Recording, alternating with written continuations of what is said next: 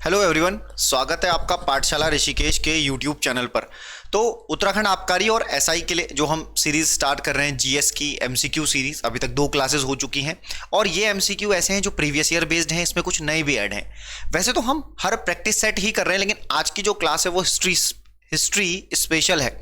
अब इस हिस्ट्री में क्या है, पहला क्वेश्चन आप देखोगे तो आप कहोगे कि सर पहला क्वेश्चन तो जो है वो तो ज्योग्राफी का प्रतीत हो रहा है। तो बिल्कुल वो ज्योग्राफी का ही क्वेश्चन है, क्योंकि ये आपके होमवर्क के लिए है। इसे हम अगले ज्योग्राफी सेशन में डिस्कस करेंगे। क्वेश्चन कह रहा है, संयुक्त राज्य अमेरिका में स्थित ग्रांड कैनियन निम्नलिखित में से किस नदी द्वारा निर्मित किया गया था। ठीक है, तो यहां से एक इंफॉर्मेशन सबसे पहले लेते चलो कि ग्रांड कैनियन हिंदी में जिसे क्या कहते होंगे, तो हिंदी में कहते होंगे गार्ज। ठीक है, इसी गार्ज को किस नदी द्वारा, यानी कि जो गार्ज है वो किसके द्वारा निर्मित होता है, वो नदी के द्वारा निर्मित होता है। इन चारों में से कौन सी नदी यूएसए में है जो ग्रैंड कैनियन गार्ज का निर्माण करती है। ये क्वेश्चन है, होमवर्क है। सही लगेगा कमेंट सेक्शन में बताना, वरना कल तक वेट करना, कल हम इसको डिस्कस करेंगे।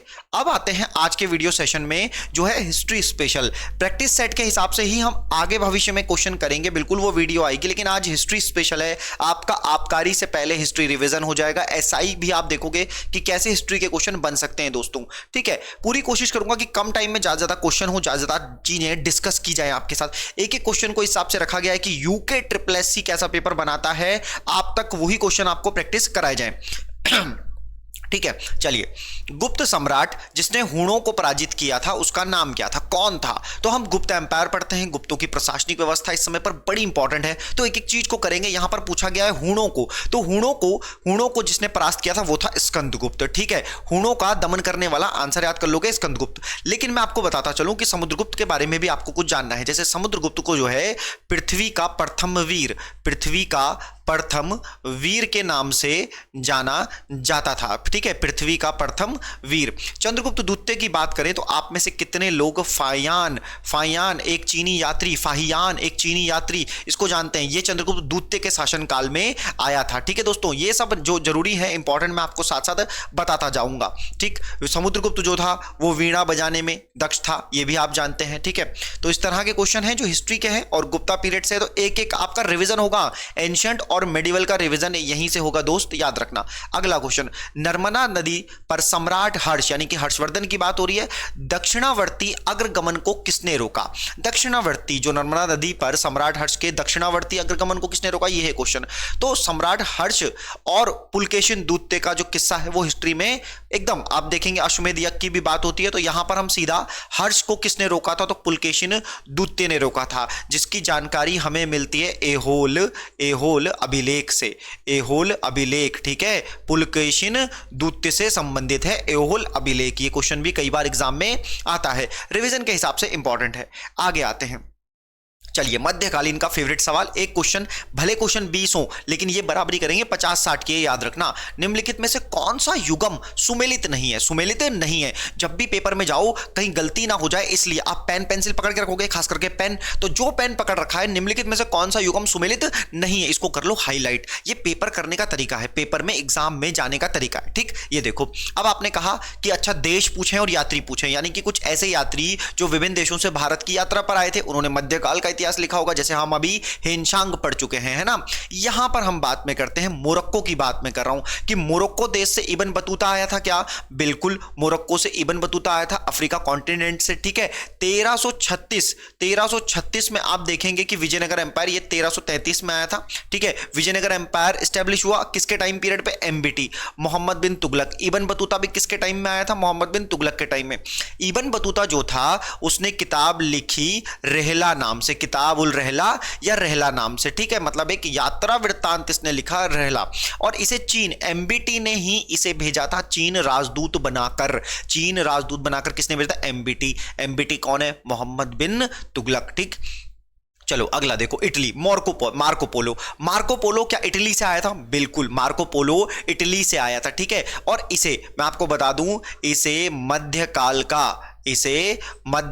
का राजकुमार क्या कहा जाता था, राजकुमार कहा जाता था मध्यकाल का मार्को पोलो को। ठीक, फिर बोला तुर्की, अब्दुल रजाक। देखो ये दोनों सही है, मैच है बिल्कुल एकदम, सुमेलित नहीं है पूछा है। अब्दुल रजाक तुर्की से नहीं आया था, पहले मैं बता दूं, ये गलत है। अब्दुल रज़ाक कहां से आया था आगे बताऊंगा। पुर्तगाल से नूनीज आया था, बिल्कुल पुर्तगाल से नूनीज आया था, और नूनीज आया था मेरे भाई कहां, यह आया था विजयनगर एम्पायर में, ठीक है। ये कहां पर आया था, यह आया था विजयनगर एम्पायर में। अब बात करता हूं यहां पर, अगर यहां पर मैं ईरान लिख दूं, अगर मैं यहां पर ईरान लिख दूं तब तो ये सही हो जाएगा, लेकिन इस क्वेश्चन के हिसाब से जो आंसर है ना वो यही है, ये मैच नहीं है। थोड़ा सा खिचड़ी बन गई है, जब हम ज्यादा जानकारी देते हैं तो ऐसा हो जाता है अक्सर, ठीक है। तो ईरान से आया था अब्दुल रज़ाक, तुर्की से नहीं आया था। अगले क्वेश्चन की तरफ चलते हैं। अगले क्वेश्चन को देखो, निम्नलिखित शासकों में वह कौन था जिसके संबंध में सूफी संत निजामुद्दीन औलिया ने कहा था दिल्ली अभी दूर है। निजामुद्दीन औलिया, बिल्कुल बिल्कुल 8 सुल्तानों का इन्होंने भी क्या देखा था, शासनकाल, जैसे अमीर खुसरो के बारे में कहा जाता है।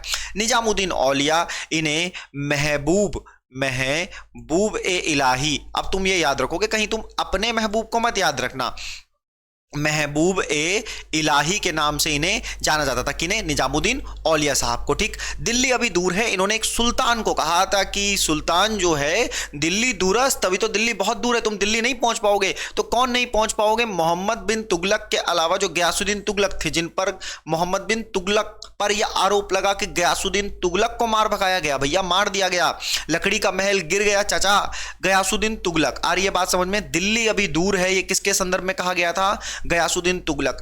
मध्यकाल भारत में सल्तनत काल जो आता है उससे लिया गया क्वेश्चन है, बिल्कुल आसान सवाल है, प्रीवियस ईयर है, दोनों ही नाम याद रखने हैं। आगे आओ, क्वेश्चन नंबर 5 कह रहे तैमूर के आक्रमण के बाद, तैमूर के आक्रमण के बाद भारत में किस वंश का राज्य स्थापित हुआ।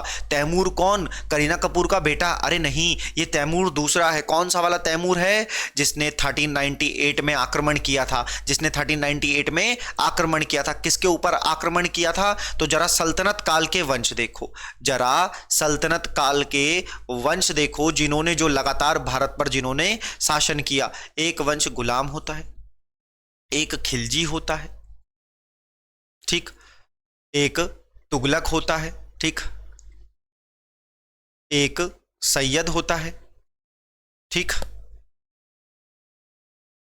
और एक होता है लोदी, ठीक।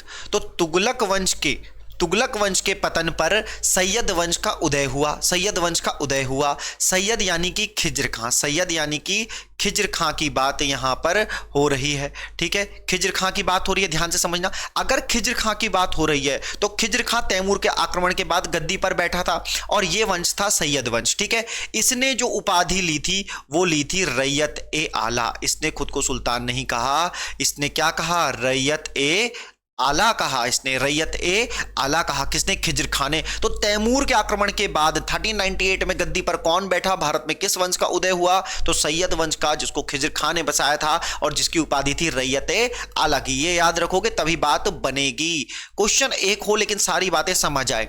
अगला क्वेश्चन देखो, कृषकों की सहायता के लिए किस मध्यकालीन भारतीय शासक ने पट्टा एवं काबूलियत की व्यवस्था प्रारंभ कर दी। उत्तराखंड में भूमि कानून की मांग हो रही है, भू कानून की मांग हो रही है, वैसे ही मध्यकाल भारत की बात है, पट्टा कबूलियत। अगर मैं इसे कहूं तो कुछ मत समझो, इसे समझो कि कॉन्ट्रैक्ट के कागज हैं, लीज के कागज हैं। ये किस सुल्तान ने जो था या किस शासक ने जो था इसको शुरू किया था मध्यकाल में, शेरशाह ने, अकबर ने, अलाउद्दीन खिलजी ने, मोहम्मद बिन तुगलक ने। अगर मैं मोहम्मद बिन तुगलक की बात करूं तो कितने लोगों को याद है कि दीवान ए कोही यानी कि कृषि से संबंधित एक जो था एक कमीशन बनाया, एक आयोग बनाया, ठीक है। अलाउद्दीन खिलजी की बात करूं तो कितने लोगों को याद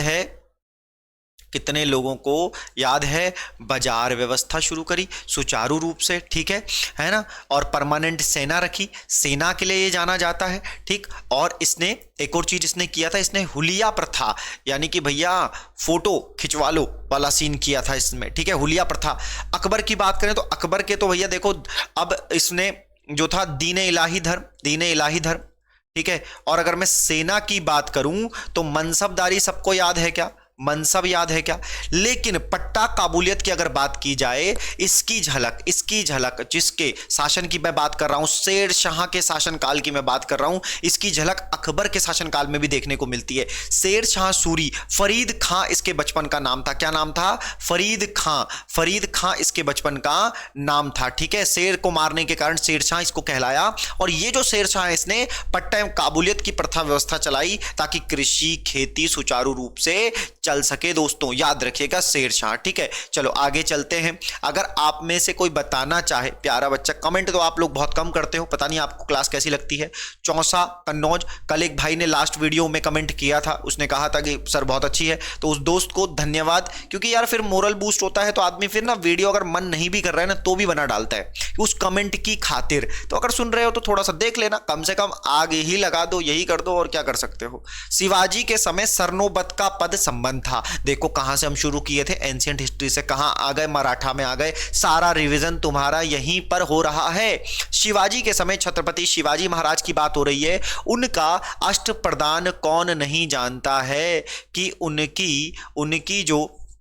उनकी जो प्रशासनिक व्यवस्था है उसका बेहतरीन लक्षण था। अष्टप्रधान मतलब 8 लोगों की एक बेहतरीन कैबिनेट थी। उस कैबिनेट में एक पद था सरनोबत का। सरनोबत, ऐसी नौबत ना आए कि तुम्हें पुलिस से पकड़वा दिया जाए, ऐसी नौबत ना आए कि तुम्हें पुलिस से पकड़ा दिया जाए, इसी को बोला सरनोबत। सरनोबत, सरनोबत सैन्य प्रशासन को देखता था, सैन्य प्रशासन को संभालता था। ठीक है, अगला अगर मैं यही कह दूं कि इन्हीं के उसमें एक पद था सुमंत का। सुमंत का क्या, तुम्हारा कोई तो सुमन है, उसका नाम सुमंत रख दो। उसके विदेशों से संबंध हो सकते हैं। उसके कहां से संबंध हो सकते हैं दोस्तों, उसके विदेशों से संबंध हो सकते हैं। ठीक है, तो विदेशों से संबंध, तो सुमंत को विदेशी कहा जाता। इसी तरह से चिटनिस भी है, बाद में हम बात करेंगे। आप सबको पता है कि पेशवा भी एक पद था, वो भी हम अच्छे से बात करेंगे। लेकिन शिवाजी के समय सरनोबत, सरनोबत का पद जो था वो सैन्य प्रशासन से संबंधित था, अच्छे से याद करो। और सुमंत का संबंध किससे था, विदेशों से था, इतना याद रहेगा। ठीक है, अगर देखो वीडियो तुम्हें अच्छी लगे, तुम्हें कुछ समझ आए, तुम चाहते हो कि वीडियो लगातार आए, कुछ अच्छे एमसीक्यू कराओ ताकि हमारे पेपर में मदद मिल सके, तो बिल्कुल ऐसी एमसीक्यू के लिए तुम एक बार तो कम से कम कमेंट कर दो यार, उसके थोड़ी पैसे लग रहे हैं, मत करो सब्सक्राइब, कमेंट तो कर दो भाई। ठीक है, महाराजा रणजीत सिंह के राज्य की राजधानी थी, और सब्सक्राइब कर दोगे तो वो भी ठीक ही है यार, क्या है, दिल लगा रहेगा हमारा भी। महाराजा रणजीत सिंह के राज्य की राजधानी थी। महाराजा रणजीत सिंह, अभी हम मराठा में बैठे थे, अभी अभी आप कह रहे हो कि आप सिख साम्राज्य में पहुंच गए हो। कितने लोग जानते हैं कोहिनूर हीरा? कोहिनूर हीरा तुम्हारे दिल का नहीं, कोहिनूर हीरा जो पंजाब के शासक महाराजा रणजीत सिंह को मिला था, कोहिनूर हीरा तुम्हारे भी दिल के करीब को कोहिनूर होगा, वो होगा, लेकिन हम यहां देखेंगे। कोहिनूर हीरा इन्हें किससे मिला था? तो इन्होंने प्राप्त किया था शाह सूजा से, शाह सूजा से प्राप्त किया था। महाराजा रणजीत सिंह के राज्य की राजधानी क्या थी? बड़ा इंपॉर्टेंट है। ठीक है, महाराजा रणजीत सिंह, महाराजा रणजीत सिंह आपको पता होगा एक व्यक्ति का नाम था बंदा बहादुर, उम्मीद है दिख रहा होगा, बंदा बहादुर। इसका वास्तविक नाम था लक्ष्मण, लक्ष्मण, लक्ष्मण। ठीक, अब इस लक्ष्मण के बाद जब सिख साम्राज्य का विघटन हो गया तो सभी जो ग्रुप थे वो कुछ मिसल में बट गए, मिसल में बट गए। मिसल का मतलब आप ले सकते हो कि मैं बात कर रहा हूं ग्रुप की, ऐसी लगभग 12 मिसलें हो गई। ठीक है, उन मिसल में से एक मिसल थी जिसका नाम था सूकर चकिया मिसल। एग्जाम में आएगा, जो भी मैं बात करूंगा वो एग्जाम में आएगा, ये याद रखना। सूकर चकिया मिसल, उस सूकर चकिया मिसल से जिस व्यक्ति का संबंध है वो है कौन? रणजीत सिंह। इस रणजीत सिंह की जो राजधानी थी वो पटियाला थी क्या? नहीं। अमृतसर थी क्या? नहीं। कपूरथला थी? बिल्कुल भी नहीं। क्या थी? लाहौर थी। ठीक है, आ रही है बात समझ में? आपने मुझे बताना है कि अमृतसर की संधि किस वर्ष हुई थी? अमृतसर की संधि कब हुई थी? कब? क्वेश्चन मार्क लगा दो, कब हुई थी ये बताना है। आ रही है क्या बात समझ में? अगले क्वेश्चन को देखो। निम्नलिखित में से कौन सा वेद गद्य और पद्य दोनों में रचित है? अब तुम्हारा दिमाग खोलेगा और उबलने लगेगा, अगर होगा तो उबलेगा, ऐसे तो नहीं उबलेगा। तो ध्यान से मेरी बात समझना। अभी तुम सोच रहे थे कि अच्छा मराठा पढ़ाया, सिख पढ़ाया, अब अंग्रेज में जाओगे क्या? नहीं, पेपर ने रिवर्स मारा है। कहां रिवर्स पेपर पहुंच गया है? कहां? तो वेदों के पास। वेद में आपको पढ़ना है। आपने ये चारों वेद पढ़े हैं, बहुत अच्छे से जानते हो, तो बताना है कि कौन सा वेद जो है वो गद्य और पद्य दोनों में लिखा गया है, दोनों में रचित है। तो ऋग्वेद की बात करें, यजुर्वेद, सामवेद, अथर्ववेद की बात करें, इन सब का मतलब आपको पता है। जहां पर ये जो है ऋग्वेद को अगर हम देखते हैं तो ऋग्वेद में काफी सारी ऋचाएं हैं, है ना। यजुर्वेद को देखें तो आयुर्वेद अनुष्ठान से संबंधित है, सामवेद संगीत से है, अथर्ववेद जो है वो जादू टोना, ऐसा इसमें कहा गया है कि इससे संबंधित है। और ऋग्वेद, यजुर्वेद, सामवेद में से जो यजुर्वेद है वो गद्य और पद्य दोनों में लिखा गया है। क्योंकि अगली एक कोई क्लास ऐसी होगी जिसमें मैं वेदों को लेकर के, एंशिएंट हिस्ट्री, बुद्धिज्म, जैनिज्म को लेकर कंप्लीट वीडियो आपको दूंगा, तो इसलिए मैं इसको ज्यादा डिस्कस अभी यहां पर नहीं कर रहा हूं। ठीक है, यजुर्वेद। आगे आते हैं। सिंधु घाटी सभ्यता गैर आर्य थी। सीधा वेदों से और कहां चले गए? और ज्यादा ईसा पूर्व हम चले गए हैं 2500 ईसा पूर्व से, 2500 ईसा पूर्व से लगभग 1750 ईसा पूर्व में चले गए हैं। सिंधु घाटी सभ्यता की बात हो रही है, वही सिंधु घाटी सभ्यता जिसको 1921 से 26 के बीच में दयाराम साहनी, रखालदास बनर्जी ने खोजा था। सिंधु घाटी सभ्यता कहिए मोहनजोदड़ो सभ्यता कहो बाबू, ठीक है, या आप इसे हड़प्पा सभ्यता कहो, जो मन करे वैसा कह दो, कोई दिक्कत नहीं। लेकिन सिंधु घाटी सभ्यता और गैर आर्य थी, मतलब एक आर्य सभ्यता थी और एक सिंधु घाटी, दोनों में क्या डिफरेंस था इसी क्वेश्चन से क्लियर हो जाएगा। ध्यान से मेरी बात समझना। सिंधु घाटी सभ्यता में व्यापार होता था, पशु भी बहुत सारे थे, सारी चीजें संपन्न थी। लेकिन सिंधु घाटी सभ्यता नगरीय सभ्यता रही होगी भाई, इतनी सारी चीजें इतनी सारी संपन्न है, तो सिंधु घाटी सभ्यता एक नगरीय सभ्यता है, क्योंकि नगर है, व्यापार है, वहां पर पशु है, सारी चीजें हैं, है ना। और वहीं पर अगर हम देखें तो जो आर्य सभ्यता थी वो एक कैसी सभ्यता है, ग्रामीण सभ्यता है, ठीक है। अब सिंधु घाटी सभ्यता मैं कह रहा हूं व्यापार था, इसका मतलब वो खेतीहर तो नहीं रहे होंगे, उसका विस्तार नर्मदा नदी तक बिल्कुल भी नहीं। सिंधु घाटी सभ्यता है तो आप ये भी जान सकते हैं उसकी अपनी लिपि थी भावचित्रात्मक, लेकिन आप मानते हैं कि आप जानते हैं कि ये तो आर्यों के पास भी थी ना, दोनों में था, ठीक है, दोनों के पास थोड़ा थोड़ा था। लेकिन जो स्पेशल जो डिवीजन किया गया उन दोनों के बीच में वो ये है कि सिंधु घाटी सभ्यता जो थी वो एक नगरीय सभ्यता थी, जबकि गैर आर्य सभ्यता यानी कि जो आर्य सभ्यता है वो कैसी थी, ठीक है, वो कैसी सभ्यता थी, वो ग्रामीण सभ्यता थी, ठीक है। तो ये आपको थोड़ा सा ध्यान रखना है। आगे आते हैं अगले क्वेश्चन की तरफ, और अगला क्वेश्चन और भी अच्छा है। जैन धर्म की बिल्कुल एकदम ये क्वेश्चन छपता है, आता है और खूब कंफ्यूजन होता है, आज इसी को करना सीखेंगे। जैन धर्मों की अगर हम बात करें, हम जैन धर्म की बात करें तो जैन धर्म में हम देखते हैं कि वहां पर जो 24 तीर्थंकर हैं उनकी बात की गई है।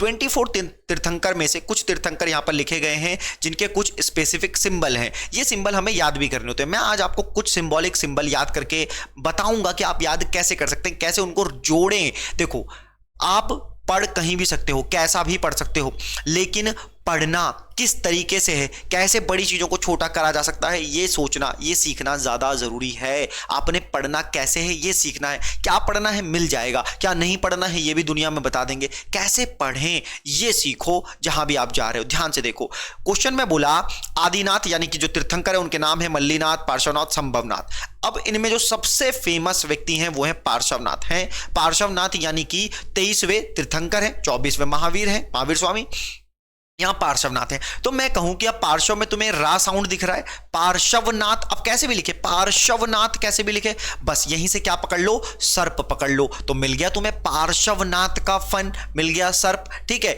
ये मतलब हम एक सिंबॉलिक तरीके से याद करने की कोशिश कर रहे हैं, ठीक है।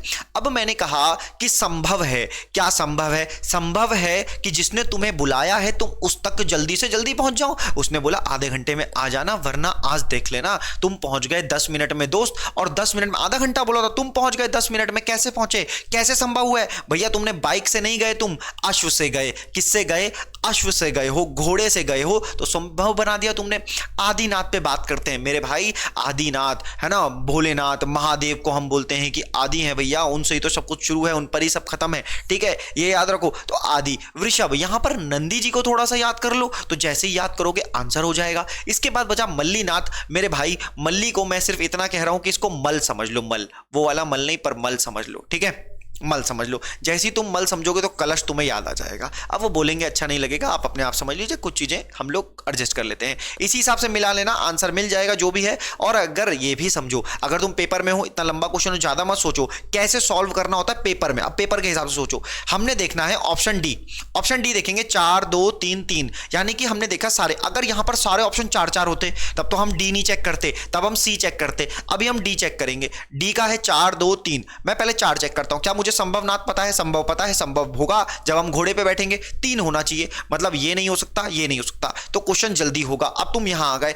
अब सी चेक करो, 2 1 2 1 चल रहा है, और मैंने देखा कि ये एक यहां भी, एक यहां भी, तो क्यों ना मैं एक ही चेक कर लूं और आसान हो जाएगा। तो मैंने देखा सी पे आता हूं, एक की बात करता हूं, क्या एक हो रहा है? बिल्कुल भी नहीं। तो जहां पर सी पे लिखा है ये भी नहीं हो सकता, तो ये 2 नहीं हो सकते, ये 2 नहीं हो सकते, आंसर हो जाएगा ये। पेपर में सॉल्व भी ऐसे किया जाता है, एलिमिनेशन मेथड हो चाहे कोई ले लो, ऑड इवन मेथड कोई ले लो, लेकिन आप कैसे पेपर में सोच रहे हो? लेंदी पेपर को 2 घंटे, अभी तो बच्चे यही रो रहे हैं यूके ट्रिपल लेंदी बना रहा है। अरे करने का तरीका बदलो, पढ़ने का तरीका बदलो, 2 घंटे में भी तुम टाइम बचा लोगे, ये याद रखो, ठीक है। और तुम वैसे भी T20 के प्लेयर हो यार, 10 गेंद रहते भी तुम जो है 50 रन बना सकते हो। अगला क्वेश्चन देखो, अब हम पहुंचे हैं अशोक के पास। अशोक के पास है ना, बुद्ध शरणम गच्छामि, तो अशोक ने भी बुद्ध धर्म को अपनाया। जरा देखो अशोक के निम्नलिखित अभिलेखों में से किसमें दक्षिण भारतीय राज्यों का उल्लेख हुआ है। 13 अभिलेख 13 शिलालेख सभी पढ़ते हैं, और जैसे ही 13वां पूछा जाए कि 13वां शिलालेख, एकदम से पहुंच जाते हैं कलिंग में। ठीक है, अब एक सवाल पूछूंगा, ध्यान देना। कलिंग पर जब आक्रमण अशोक ने किया उस समय कलिंग का राजा कौन था? उस समय कलिंग का राजा कौन था? मेरा क्वेश्चन सीरियसली लेना। जितने लोग कह रहे हैं खारवेल, जितने लोग कह रहे हैं खारवेल, गलत है, बड़ा वाला गलत है, बिल्कुल तुम्हारा तो कट गया है सामने सामने। ठीक, अब जाकर के देखना कि जब अशोक ने कलिंग पर आक्रमण किया तब उसका राजा, उस समय शासक कौन था। ठीक है, मैं शॉर्ट में लिख दे रहा हूं, मैं शॉर्ट में लिख दे रहा हूं ताकि तुम तक आंसर ना पहुंचे तुम्हें थोड़ा सा। ठीक है, ठीक है, इस तरह से इसका नाम आएगा, कुछ इस तरह से इसका नाम आएगा। मैं शॉर्ट में लिख दे रहा हूं, तुम अपने आप सर्च करना, अगर ना मिले तो कमेंट सेक्शन जिंदाबाद है, बस आ जाना, शुरू कर देना। अशोक ने जब हमला किया था, ये कलिंग का राजा था खारवेल, लेकिन उस समय नहीं जब अशोक ने हमला किया था, ये याद रखना। ठीक है, और बाद में हम अशोक को देखेंगे। आता हूं क्वेश्चन में वापस। अशोक के निम्नलिखित अभिलेखों में से किस में दक्षिण भारतीय राज्यों का उल्लेख है? तो मैंने कहा बहुत सारे अभिलेख हैं, 13 अभिलेख हैं, 13 अभिलेख 14 मतलब शिलालेख हमें मिलेंगे, हमें लगातार पढ़ते रहना है। 13वां सबको पता रहता है, मैं कह रहा हूं दक्षिण भारतीय राज्यों का। तो देखो कैसे याद करते हैं जब याद ना हो। आपने देखा कि दा से होता है दक्षिण, दा से होता है दक्षिण, क्या दा से द्वितीय भी हो सकता है? क्या दा से दक्षिण है, दा से द्वितीय हो सकता है क्या? तो दक्षिण पकड़ लिया। क्या भारतीय राज्यों का उल्लेख किस में? मैंने कहा दा पकड़ लो, द्वितीय मुख्य शिलालेख, सीधा याद हो गया। अब अगर ये क्वेश्चन कभी आया तो रट्टाफिकेशन हमारा रहेगा एकदम एक्यूरेट, गलत नहीं होगा। एक बार कॉन्सेप्ट से समझाओ, भूल जाएगा। आपके पेपर में उत्तराखंड में ग्रुप सी में समूह गा में जो पेपर होते हैं, इवन यार आरओ का पेपर देख लो, फैक्चुअल है यार। आगे आएगा पीसीएस का पेपर देखोगे, फैक्चुअल आएगा। किसी भी चीज का लोअर का प्री आएगा ना भाई, यूकेपीएससी मेहनत करना ही नहीं चाहता, वो 4-5 स्टेटमेंट वाले सवाल बनाता ही नहीं है। ठीक है, तो भैया यही सवाल आते हैं, डायरेक्ट याद कर लोगे, काम चल जाएगा। अरे ये बात समझ में, आगे आ जाओ। तो देखो दूसरा हो जाएगा वहां पर। ठीक है, अब आ जाओ, अच्छा सा क्वेश्चन देखो। आजकल बड़ा कॉन्सेप्ट चल रहा है, सप्तांग का सिद्धांत, ये सिद्धांत वो सिद्धांत, हर जगह बात हो रही है। आपने देखा होगा उत्तराखंड का बजट पेश हुआ, उन्होंने ज्ञान कॉन्सेप्ट दिया है, ज्ञान, है ना। नेताओं को सर्वाधिक खुद ज्ञान की जरूरत है, आत्मज्ञान की जरूरत है उन्हें, लेकिन वो ज्ञान दे रहे हैं। ठीक है ना, तो वो गरीब की बात कर रहे हैं इसमें, युवा की बात कर रहे हैं, अंधता की बात कर रहे हैं, और नारी की बात कर रहे हैं। ये सब कॉन्सेप्ट उन्होंने दिया है, आपने देखा होगा, पढ़ा होगा। इस पर मैं बाद में बात करूंगा, ये आप देख लीजिएगा। मेरा काम है कि मैं आपको एंशिएंट हिस्ट्री बता रहा हूं, तो मैं चाणक्य की बात कैसे ना करूं। आपके जीवन में भी तो कोई ना कोई चाणक्य होता है, और है ना, चाणक्य ने चंद्रगुप्त बनाया, तो यहां हम आपको बनाएंगे।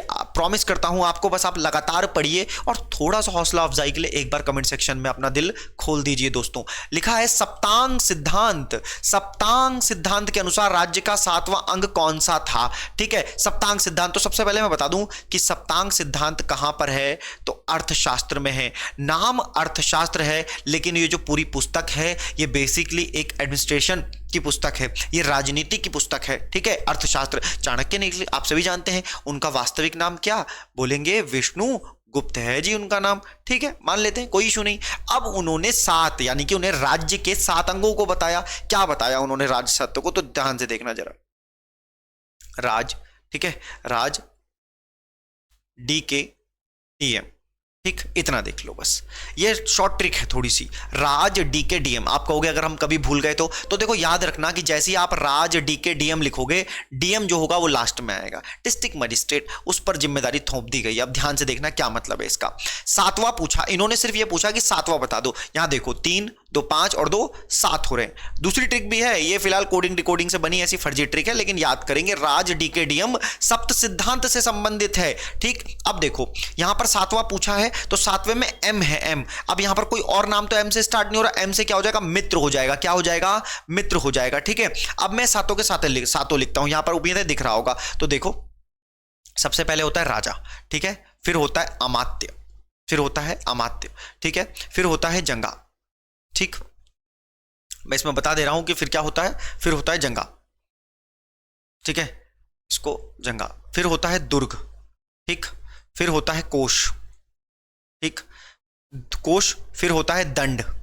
ठीक, फिर होता है मित्र, फिर होता है मित्र, इधर कर देना। ये है इसकी ट्रिक। तो एक बार तुम खुद भी देख सकते हो, खुद भी कर सकते हो, ताकि तुम्हें चीजों को आराम से समझ आए, तुम्हें दिक्कत ना हो किसी भी तरीके की। ठीक है, राज डी के डीएम, ये ट्रिक है सप्तांग सिद्धांत को याद करने की। इससे कोई भी वो पूछ ले, तुम्हें सिर्फ इतना भी याद है ना, तुम नाम तक पहुंच जाओगे। तुम कहोगे अगर हम डी और डी में कंफ्यूज हो तब हम क्या करेंगे, तो मेरी बात याद रखना कि जो तुम्हारा मित्र होता है, जो तुम्हारा मित्र होता है, तुम उसी को तो पीट सकते हो, उसी को गलिया सकते हो, उसी को गाली दे सकते हो। किसी और को दोगे मारेगा। दोस्त प्रेम करता है, गाली दो तो दोस्त प्रेम करता है, यार दोस्ती तो है अपना, कोई नहीं यार, अपने ही दोस्त ने तो दी है। तो यही चीज तुम्हें याद रखना है कि दंड जो है वो मित्र के पास ही मिलेगा। तो ये याद रखना है थोड़ा सा। ठीक, चलो आ जाओ आगे। कनिष्क के शासनकाल में बौद्ध सभा किस नगर में आयोजित की गई थी? बौद्ध सभा यानी कि बौद्ध संगति की बात हो रही है। फटाफट आंसर करो। कनिष्क के शासनकाल की बात हो रही है दोस्त, कश्मीर का शासक कनिष्क। ठीक है, अब अगर मैं आपको एक चीज बताता हुआ चलूं कि बौद्ध सभा यानी कि बौद्ध संगति जो कि कितनी हुई है, 4 हुई हैं, तो इसकी भी ट्रिक जरा ध्यान से देखना। ठीक है, 483 ईसा पूर्व से, यानी कि पहली वाली शुरू कर रहा हूं। तो पहली वाली RVP के, आप बोलोगे ये क्या है, तो मैं कहूंगा ये स्थान है। ठीक, अब स्थान के बाद आप देखोगे मैं कहूंगा कि इसके अध्यक्ष को ले लो, जिन्होंने अध्यक्षता करी उनको ले लो। तो मैं कह रहा हूं MSMV। ठीक, फिर मैं कह रहा हूं, इसको छोड़ो, मैं कह रहा हूं राजा को ले लो, यानी कि जो शासक है वो। तो अरविंद केजरीवाल का नाम जानते हो, अरविंद केजरीवाल का नाम जानते हो, बस इतना जान लो। ठीक, तो अब देखना, इस आर से राजगृह की बात हो रही है। कहां की बात हो रही है? राजगृह की। इससे बात हो रही है वैशाली की। किसकी बात हो रही है? वैशाली की। इसकी बात हो रही है पाटलिपुत्र की। किसकी बात हो रही है? पाटलिपुत्र की बात हो रही है। इसकी बात हो रही है कुंडलवन, कुंडलवन, या इसी को क्या कह देंगे हम? इसको कह देंगे कश्मीर। RVPK, ये क्या बताता है? स्थान। RVPK हो क्या? RVPK हो क्या? स्थान। अध्यक्ष MSMV। अब ये नाम आपने एक बार पढ़ने हैं, मतलब आपको पता हो कि ये महाकश्यप की बात कर रहा है, ये सबाकामी की बात कर रहा है, ये मोगली पुत्तिश की बात कर रहा है, ये वसुमित्र की बात कर रहा है। राजा कौन है? AK अरविंद केजरीवाल। राजा ही है, दिल्ली का CM है भाई अरविंद केजरीवाल। तो आपने देखा कि अरे ये क्या नाम होंगे, तो मैं कह रहा हूं सिर्फ इसको याद कर लो, ये है कालाशोक। कालाशोक, ये कौन है? फिर कालाशोक के नीचे आ जाएगा अशोक, और ये तो कौन है? ये तो कनिष्क है ही, ये तो कनिष्क है और कोई नहीं, ये कनिष्क है, ये याद रखो। ठीक है, आप कहोगे तो ये कौन है? मैं कहूंगा अगर ये याद रखना है तो अजात शत्रु याद है क्या तुम्हें? अजात शत्रु याद है? बस इतना याद रखना है। तो किसी चीज को बनाओ ताकि चीजें आसान हो जाए। कनिष्क के टाइम में, अब मैं कनिष्क के टाइम में आऊं, मेरे से पूछा जाए वो अध्यक्ष कौन था? वसुमित्र। कहां पर हुई? कुंडलवन, कश्मीर में हुई। आंसर ये हो गया भाई। आगे चलो, अगला क्वेश्चन देखो, फिर से मैच द फॉलोइंग। तो क्वेश्चन पूरे हैं, भरपूर हैं एकदम, है ना, मिलाना ही है। मैच द फॉलोइंग है तो हम वो बाद में देखेंगे, सीधा देखते हैं। अब सबसे पहले आपने क्वेश्चन देखा, आपको ध्यान आ गया कि अच्छा ये क्वेश्चन जैसे ही मैं पढ़ता हूं कि जन, गृह त्याग, प्रथम वचन, महाबोधि, यानी कि बुद्ध से संबंधित है, तो बस अब मुझे मिलाना है। अब क्या मिलाना है, ध्यान से समझना। सबसे पहले उनके कुछ चिन्ह है और उसका अर्थ निकल करके आ रहा है। जैसे जन्म, तो जन्म जब हुआ होगा, जन्म कमल पर हुआ होगा। कमल के पत्तों में, ऐसे सोचो कि कमल के पत्तों के ऊपर जन्म ले लिया भाई साहब महावीर महात्मा बुद्ध ने। ठीक, गृह त्याग, फिर से गृह त्याग। अब घर छोड़ना है, किस में बैठ करके छोड़ेंगे? पैदल जाएंगे, अरे राजा के परिवार से थे, किस में जाएंगे? घोड़े में जाएंगे। प्रथम प्रवचन, उसने ऐसा बोला कि तुम्हारा माइंड बदल डाला, तो धर्म चक्र परिवर्तन की घटना हो गई जब उसने प्रथम प्रवचन दिया अपना, पहली बार किसी को संबोधित किया और धर्म ही चक्र परिवर्तन हो गया भैया। महाबोधि, कहां बने थे महाबोधि? ज्ञान की प्राप्ति कहां पर हुई? बोधि वृक्ष पर हुई। तो ऐसे याद करोगे, हो जाएगा, मैच कर लेना। ठीक है, उम्मीद है जल्दी जल्दी भी समझ आ रहा होगा आप लोगों को और अच्छे से समझ आ रहा होगा। अगला क्वेश्चन देखो,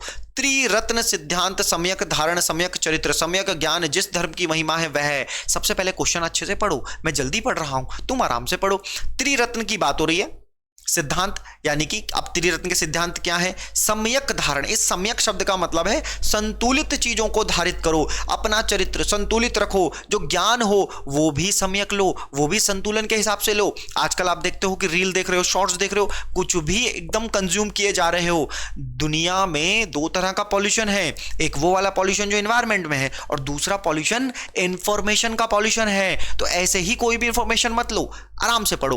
त्रिरत्न सिद्धांत की अगर मैं बात कर रहा हूं तो ये किस धर्म से है? उम्मीद है तुम्हें समझ आ गया होगा। क्या ये बौद्ध धर्म से है? बिल्कुल गलत, नहीं नहीं नहीं, ऐसा नहीं करना है। किससे है? जैन धर्म से है। अगर यहीं पर मैं बात करूं कि मैं लिखता, मैं पूछता त्रिपिटक बताओ, त्रिपिटक, तो आप कहते त्रिपिटक का संबंध किससे है, तो आप कहते कि वो बौद्ध धर्म से संबंधित है। किससे संबंधित है, बौद्ध धर्म से, ठीक है। सुत्त पिटक होता है, विनय पिटक होता है, सुत्त पिटक, विनय पिटक, और एक पिटक और रह गया है ना, अभिधम पिटक, अभिधम पिटक, अभिधम पिटक, ठीक है, अभिधम पिटक। तो ये मजे की बात है, बिल्कुल एकदम याद रखोगे तुम लोग और भी चीजें जानोगे धीरे धीरे। अगला सवाल बहुत ही फेवरेट, आजकल पटना जो है वो मतलब पटना जो है वो न्यूज में भी है। आपने देखा होगा नीतीश कुमार की सरकार गिर करके फिर बन गई, बड़े खतरनाक सीएम, खुद ही इस्तीफा दिया और फिर खुद ही सीएम बन गए। पाटलिपुत्र के संस्थापक पूछा गया है, तो जरा देखो क्या अशोक, बिंबिसार, महापद्मानंद, उदयन, ठीक है, ये आपने आंसर करना है। पाटलिपुत्र ये आपके लिए होमवर्क है, मैं आपको कुछ और बता दे रहा हूं, मुझे लगता है कि इसका आंसर कर दोगे, भरोसा रख रहा हूं आप पर, ध्यान से देखना। अगर मैं बात करूं मौर्य वंश की, मौर्य, तो इससे पहले आपको ध्यान देना है कि पहले हर्यक आया, फिर एक वंश आया शिशुनाग, कौन सा आया, शिशुनाग, फिर आया नंद वंश, है ना, महापद्मानंद याद रहे तुम्हें, नंद, फिर कौन आया, मौर्य आया, और उसके बाद कौन आया, तो शुंग वंश आया, ठीक है। इसी में से यह आंसर मिल जाएगा तुमको, पाटलिपुत्र के संस्थापक। फटाफट दे मारो, चलो एक ऑप्शन बाहर कर देता हूं, ये नहीं है, अब कर डालना, अब बिना देर करे आंसर दे देना। कौन सा आंसर दोगे, पाटलिपुत्र को किसने स्थापित किया था, आंसर देना है ध्यान से। अगला देखो, सूची 1 को सूची 2 से सुमेलित कीजिए तथा सूचियों के दिए गए कूट से सही उत्तर को चुनिए। फिर से मैच द फॉलोइंग है, एक क्वेश्चन और काम करेगा 4 का। तो देखो महाजनपद, 16 महाजनपद की बात है, 16 महाजनपद कहां से पता चला, तो हमें पता चला था अंगुत्तर निकाय से। कहां से, अंगुत्तर निकाय में 16 महाजनपद आए। बौद्ध धर्म का ये एक धार्मिक ग्रंथ है अंगुत्तर निकाय, यहां 16 महाजनपद की लिस्ट मिली और वही को हमने ठीक ठाक माना है। इतिहास में पूछा गया मत्स्य, तो फिर से जरा सोच समझ के याद करो, मत्स्य और उनकी राजधानी याद करनी है। अगर मैं बोलूं कि मत्स्य है, मछली है, बहुत बड़ी है, बहुत ही बड़ी, कितनी बड़ी, बोलोगे अरे विराट है क्या, अरे विराट कोहली नहीं है ये मत्स्य, मछली, विराट, ठीक। फिर कुरु, ठीक है, आपने सुना होगा कि इंद्र जो था वो बहुत ही क्रूर था, बहुत ही क्रूर। इंद्र, पुरानी फिल्म, पुराने आप रिचुअल्स देखते होंगे, कोई टेलीविजन वगैरह देखा होगा, इंद्र के बारे में सुना होगा, तो यहां से वही कुरु को हम ले लेंगे। कुरु, वैसे एक क्रूर का शब्द होता है कि बहुत ही एकदम, इसका हृदय मतलब एकदम सॉफ्ट नहीं है ना, एकदम है उस तरह से। फिर है सूरसेन, सूरसेन, सूरवीर, मथुरा, वृंदावन, मथुरा, सूरसेन, सूरसेन का मथुरा से। उसके बाद है अश्मक, अश्मक है पोतन, पोतन, अश्मक, पोतन, ठीक है। इस तरीके से आपको बार बार याद करनी है चीजें बना बना करके, ताकि आप हमेशा याद रख सको। अगला सवाल, तो हम जैसे जैसे मध्यकाल की तरफ गए, एंशिएंट हिस्ट्री में आए, उसी तरह से एक बड़ा प्यारा सवाल है नयनारों का। किनका सवाल है, नयनार का। नयनार कौन थे, आपने देखा होगा कि अयोध्या राम मंदिर के समय शंकराचार्य जी लोग जो थे वो बड़े न्यूज में आए। शंकराचार्य महाराज उसमें जो थे वो अयोध्या में 22 तारीख को होने वाले जो शिलान्यास था या उसका मूर्ति का जो उद्घाटन था उसका अपोज कर रहे थे, या यू अपोज नहीं कहेंगे, वो जो थे उसको जो कह रहे थे कि वो सही टाइम पे नहीं हो रहा है, उनका अपना एक मत है। और हिंदू धर्म के कहीं ना कहीं मेरे हिसाब से वो तो बड़े संरक्षक हैं, पिता समान है ना सनातन धर्म के। तो शंकराचार्य जी की बात हो रही है। यहां पर जो सवाल लिया गया है वो है नयनार का। कुछ तो नयनार होते हैं और कुछ होते हैं अलवार, नयनार और अलवार। तो हर किसी में वैचारिक मतभेद होता है, ये याद रखिए विचारों में। यहां नयनार के बारे में पूछा गया है, नयनारों की जो संख्या थी वो थी 63। तो नयनार कौन थे, क्या वो शैव को मानते थे, वो शाक्त को मानते थे, सूर्य उपासक थे या वैष्णव उपासक थे। तो देखो नयनार, निराकार, निराकार हम किस भगवान को कहते हैं, भोले बाबा को कहते हैं, महादेव को कहते हैं। महाशिवरात्रि भी आने वाली है, तो नयनार जो संत थे वो थे शैव, वो थे शैव संत थे, ठीक है। तो अलवार क्या हो गए, अलवार हो गए वैष्णव, अलवार हो गए वैष्णव। नयनारों की संख्या कितनी थी, 63 थी। ये थे आज के हिस्ट्री के एकदम कड़क एमसीक्यू। उम्मीद है आपको एक्सप्लेनेशन के साथ ये वीडियो अच्छी लगी होगी। अगर अच्छी लगी है तो कमेंट सेक्शन में जरूर बताओ, ताकि अगली वीडियो बनाने में यार मोटिवेशन मिल सके। पहली चीज ये, बस इतना ही, ठीक। दूसरी बात ये कि अगर पीडीएफ चाहिए, आप हमारा टेलीग्राम चैनल पाठशाला ऋषिकेश, इसको पाठशाला ऋषिकेश ग्रुप सी के नाम से सर्च करना, ठीक है। या फिर इस नंबर पर आप मैसेज भी अगर करोगे तो भी आपको जवाब दे दिया जाएगा, ये थोड़ा सा ध्यान रखिएगा, ठीक है दोस्तों। इसी वीडियो के साथ मतलब इसी क्वेश्चन के बाद अब हम मिलेंगे आपको अगली वीडियो में। तब तक के लिए धन्यवाद, थैंक यू वेरी मच। और वीडियो को शेयर जरूर कर देना, लाइक भी कर ही देना अगर ठीक लगे तो दोस्तों, है ना। आज के लिए इतना ही, कल मुलाकात करते हैं।